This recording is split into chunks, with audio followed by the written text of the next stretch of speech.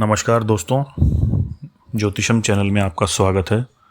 मैं डॉक्टर निशांत पारिक। पिछले जितने वीडियो आपने देखे अष्टकूट मिलान पर, मुझे आशा है कि आपको वो वीडियो पसंद आए होंगे। उनमें दी गई जानकारी से आप संतुष्ट हुए होंगे। कुछ लोग हो सकता है कि संतुष्ट नहीं हुए हो, कुछ कमी लगी हो तो मुझे ज़रूर बताइए, हम उनमें सुधार करेंगे। आगे इस बारे में अगर कुछ वीडियो डालेंगे तो उसमें भी उन चीज़ों में बदलाव किया जाएगा या कुछ जोड़ा जाएगा जो आपको उसमें कमी लगी हो। आज जिस बारे में मैं आपसे बात करने प्रस्तुत हुआ हूँ वह है मंगल दोष अथवा मांगलिक योग अथवा मंगली दोष। हर प्रांत में, हर राज्य में, हर समाज में मंगल दोष या मांगलिक दोष का एक अलग नाम प्रचलित है। सामान्य भाषा में मंगलिक दोष ही कहते हैं, मांगलिक योग कहते हैं।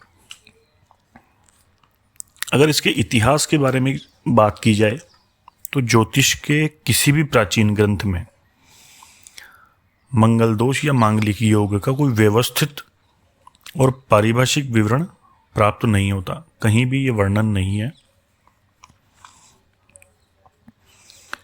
मंगल का प्रभाव जरूर अनिष्टकारक माना गया है, ये सभी ग्रंथों में वर्णित है।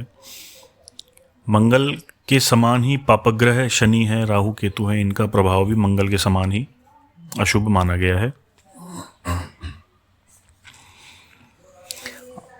आजकल मंगल दोष का, मांगलिक योग का बड़ा प्रभाव है।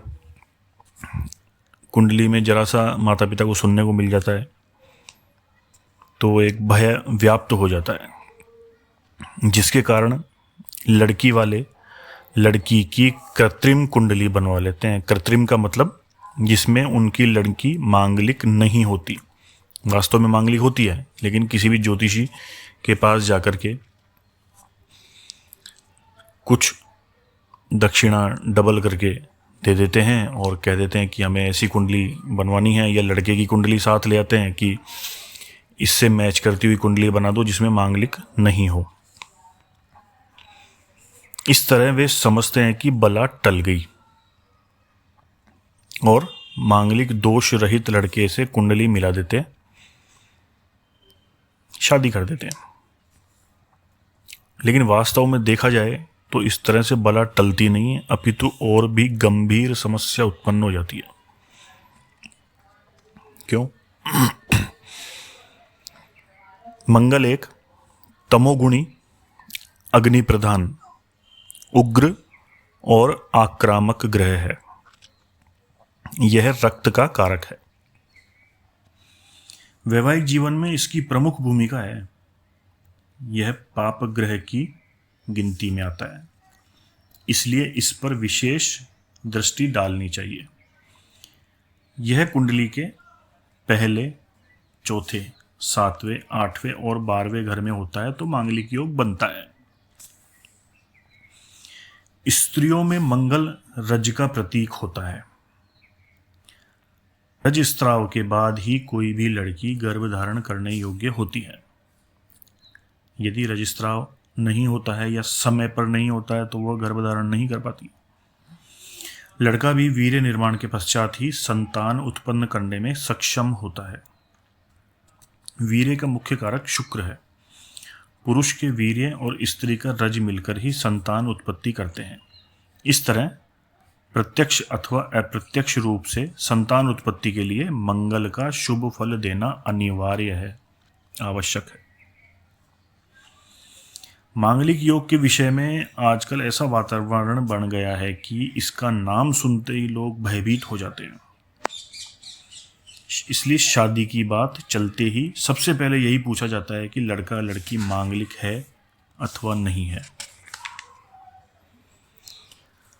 मांगलिक व्यक्ति को अपने वैवाहिक जीवन में अनेक दुविधाओं का सामना करना पड़ता है।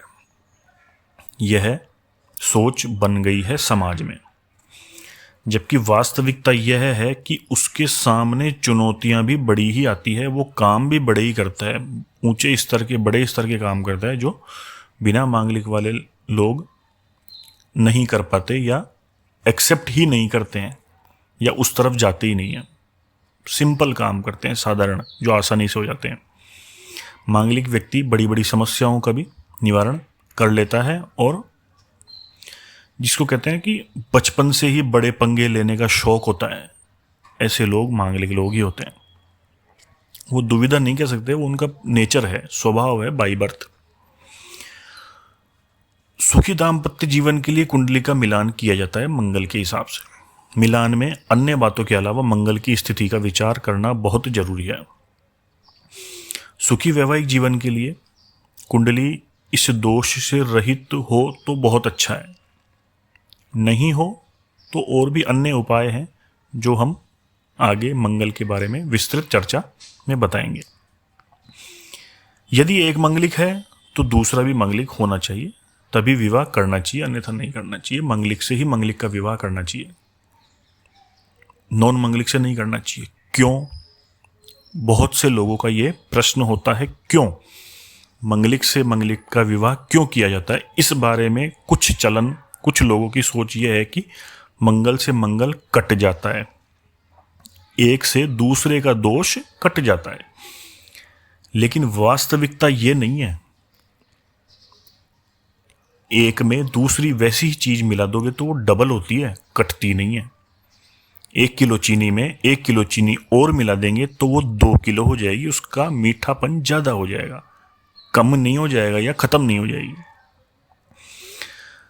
वास्तविकता यह है कि मंगलिक से मंगलिक की शादी इसलिए की जाती है कि दोनों एक दूसरे के मंगल के प्रभाव को झेल सके। दोनों तरफ बराबर करंट होता है, एक भी पीड़ित नहीं होता, दोनों दृढ़ इच्छा शक्ति से डटे रहते हैं। लड़ते तो हैं, एक भ्रांति ये भी बनी हुई है कि मंगल से मंगल की शादी कर देते हैं तो लड़ते नहीं है, झगड़ा नहीं होता है। ऐसा नहीं है। मंगल से मंगल की शादी करेंगे, 2 सेनापति आपस में आमने सामने होंगे तो अवश्य झगड़ा होगा, क्योंकि एक मयान में 2 तलवार नहीं रह सकती। लेकिन रहती है कैसे? टक्कर लेकर के। लड़ते तो हैं, लेकिन उनका जीवन लड़ते लड़ते निकल जाता है। दोनों ना तो किसी बीमारी से पीड़ित होते हैं, ना घर छोड़ के भागते हैं। यदि मंगल से नॉन मंगलिक लड़के या लड़की की शादी कर दी जाती है तो ये समस्या आती है कि नॉन मंगलिक व्यक्ति, चाहे लड़का हो या लड़की हो, वह मंगलिक के प्रभाव से पीड़ित हो जाता है। ठीक है, या तो बीमार हो जाता है, या घर छोड़ के चला जाता है, या उसका व्यावसायिक रूप से पतन हो जाता है, व्यापार में हानि हो जाती है, नौकरी छूट जाती है, तबीयत खराब हो जाती है। इस प्रकार की चीजें उसको झेलनी पड़ती है, मानसिक रूप से पीड़ित हो जाता है। बहुत से केस ऐसे आते हैं कि शादी के बाद लड़का चुप चुप सा रहने लग गया, बीमार रहने लग गया, या लड़की बीमार रहने लग गई, चुप चुप सी रहने लग गई, अपनी बात बताती नहीं है, बोलती नहीं है। तो ये चीज़ें वहीं देखने को मिलती है जहाँ मंगलिक से नॉन मंगलिक की शादी हो जाती है। इसलिए मंगलिक व्यक्ति की शादी मंगलिक व्यक्ति से ही, लड़के लड़की से ही करनी चाहिए, ताकि दोनों लड़ते लड़ते भी अपना जीवन साथ साथ निकाल लें, स्वस्थ रूप से व्यतीत कर सकें। आज से हम इस वीडियो से मंगलिक दोष पर, मंगलिक योग पर एक सीरीज शुरू कर रहे हैं। आज जो ये वीडियो है, यह मंगल दोष का, मांगलिक योग का सामान्य परिचय है, जनरल नॉलेज। आगे आने वाले सभी वीडियो में आपको मंगल योग से, मांगलिक योग से संबंधित अनेक प्रकार की भ्रांतियों का निराकरण करते हुए सैद्धांतिक शास्त्रोक्त जानकारियां दी जाएगी। आपके मन में मांगलिक दोष या मांगलिक योग से संबंधित जो भी प्रश्न है, क्यों ऐसा क्यों होता है, इसी भाव में मंगलिक क्यों होता है, किस उम्र तक मंगल दोष का प्रभाव रहता है, किस उम्र तक नहीं रहता है या नहीं रहता है, ये सभी प्रश्नों का उत्तर आपको आगे आने वाले वीडियो में दिया जाएगा। इसलिए आप मेरे चैनल को लाइक करें, सब्सक्राइब करें, शेयर करें, ताकि आपके इष्ट मित्र, परिवारजन, बंधु बांधव इस अमूल्य जानकारी से पोषित हो सके। धन्यवाद।